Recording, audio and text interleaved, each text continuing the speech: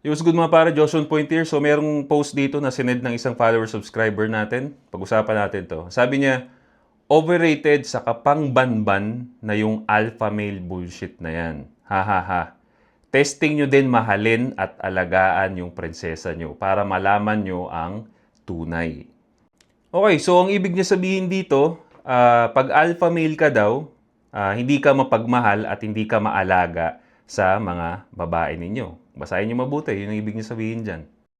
So ako naman, syempre, napaisip ako, sabi ko parang hindi ganun ang pagkakaalala ko sa meaning ng alpha male. No? So syempre, may opportunity rito para mabago yung isip natin at para matuto tayo ng bago. Napa-research ako ngayon at baka may bago ng meaning yung alpha male. Tignan natin. Siyempre, saan pa ba tayo hanap ng bagong meaning ng alpha male? So, sa bagong app din, sa ChatGPT. So, yan tinanong ko, characteristic of an alpha male. So, ito pare, healthy characteristic of an alpha male. Confidence, okay? Emotional control, no? Handle stress well. Ang ganda. Leadership, takes initiative, makes decisions when needed. Purpose and ambition, has goals and works towards them. Ganda. High standards, holds himself to personal values, protectiveness, supports and cares for the people he loves, doesn't control them, and he protects by presence, not by force.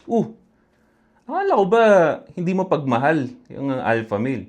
So, ang fair din ito ni ChatGPT, pinakita niya rin dito yung misconception ng alpha male na madalas gamitin ng mga walang alam na influencer. Ayun, no? Being aggressive or intimidating, controlling women, acting emotionless.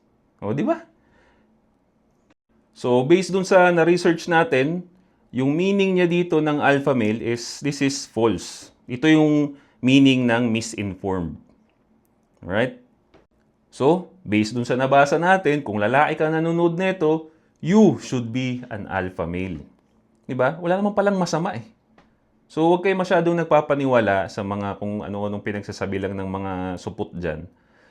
Kung ano sa tingin ninyo ang maganda, stick with it. Kung anong mas makakatulong sa'yo sa pagiging lalaki mo, go ahead, stick with it. So yun lang. Stay strong.